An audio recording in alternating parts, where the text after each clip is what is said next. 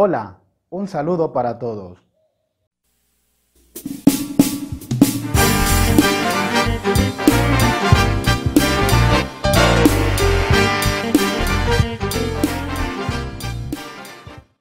Continuamos hablando sobre la parroquia.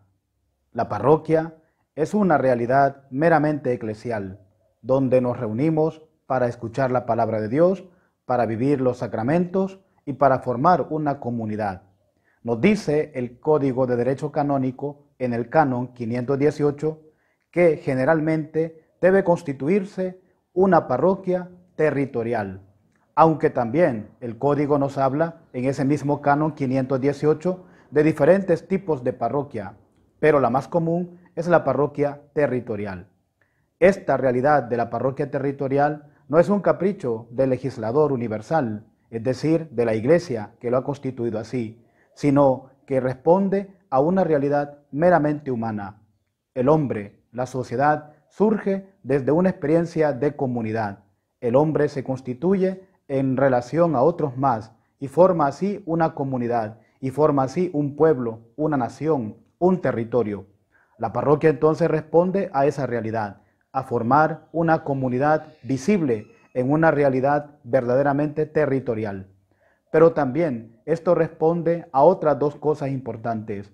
La parroquia se vuelve un organismo social donde puede ejercer diferentes actividades, no solo religiosas, no solo espirituales, sino también puede ejercer unas realidades meramente jurídicas o canónicas, dicho en el lenguaje de la Iglesia Católica, relaciones canónicas que constituyen una dimensión verdadera de ley en la vida especial de la comunidad, del hombre, de la parroquia. Además, con esto se colabora también con el Estado, con las leyes civiles, con los organismos sociales, con los que también se forma una verdadera experiencia de diálogo, de relación, de diplomacia, podemos llamarlo así. Entonces, a través de la parroquia se forma también esa dimensión social en la que la parroquia tiene pues una responsabilidad canónica, jurídica. Y segundo, se limita también al Estado en su situación social, en sus leyes, para que no interfiera en la realidad propiamente fundamental de una parroquia, que es la familia. Se limita a la sociedad, al Estado, para que no vaya a interferir en algunos aspectos propiamente de la vida familiar. Esto se llama también en lenguaje de iglesia subsidiariedad, con lo que así se propone que el Estado no pueda limitar a la familia, a la iglesia, a los diferentes organismos sociales para que pueda influir equivocadamente en su responsabilidad.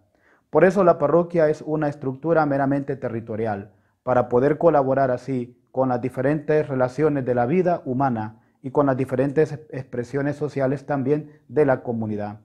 Al participar de tu parroquia, tú descubres entonces una dimensión verdaderamente humana. Te encuentras con personas, te encuentras con una comunidad, que hay diferencias, eso es cierto, que hay debilidades, muy normal, que también hay cosas que no te gustan de tu parroquia, también, esto es algo muy normal, porque somos humanos, porque experimentamos también debilidades, porque no somos perfectos como desearíamos serlo, así como el Señor nos lo propone. Por esto, no debes tampoco ver tu parroquia como algo negativo, pensando que todos están en contra tuya, que te cae mal una persona, que te cae mal un miembro, que te cae mal tu propio párroco, pues esto ya decía, es una experiencia normal. La vida parroquial está formada también por personas débiles, con situaciones que nos hacen pues apartarnos muchas veces del diálogo, de la comunión. Pero es importante valorar la parroquia, valora tu parroquia. A pesar de esas debilidades, a pesar de esas diferencias, la parroquia es un lugar donde tú puedes crecer no solo espiritualmente, sino también como persona, viviendo en comunidad, viviendo como una expresión plenamente de vida social. Es en la parroquia donde mucha gente aprende a socializar. Los niños, cuando integran los grupos de catequesis, cuando integran los grupos, por ejemplo, de monaguillos o acólitos, cuando forman parte de un coro, entonces se aprende a una dimensión nueva, a relacionarse con otros, se aprende a socializar. Esto es clave también, muy importante, para poder así formar una expresión verdadera de comunión. También en el centro escolar, claro, también en el ambiente familiar, claro, se aprende esto, pero es en la parroquia donde se encausa, donde se dirige esa experiencia social hacia algo bueno, donde se dirige eso que es la socialización hacia una verdadera dimensión más amplia de la comunión y no se limita solo a una estructura como el centro escolar, como la sociedad, como la familia, sino que se amplía porque la parroquia es una estructura de la Iglesia universal. Entonces, la parroquia territorial es la más común, lo encontramos en ese canon 518, pero también nos habla el mismo canon de otras estructuras, como la parroquia personal. La parroquia personal está dirigida, como su nombre lo dice, a un determinado grupo de personas. Así, por ejemplo, encontramos las capellanías, por ejemplo, de la Fuerza Armada, de la policía, son pues capellanías o de un hospital, donde se dirige un sacerdote, se nombra un sacerdote, el obispo instituye una parroquia personal a un sacerdote para que atienda a ese grupo de personas, soldados, policías, médicos, enfermeras, delimita pues a ese grupo. También en Europa y quizás muy probablemente en el norte de América haya también parroquias personales dirigidas a miembros de iglesias orientales, iglesias católicas orientales, que también son católicas, como una parte de los ortodoxos, como una parte también de los ritos malabares. Todo esto pues forma parte de la iglesia también católica, pero en esos lugares, en esos territorios, se instituye además de la parroquia territorial,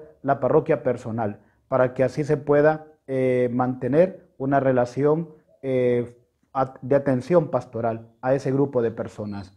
Además, también surgen otras estructuras no tan fuertes como la parroquia, como es la cuasiparroquia. Nos habla también el código sobre esto.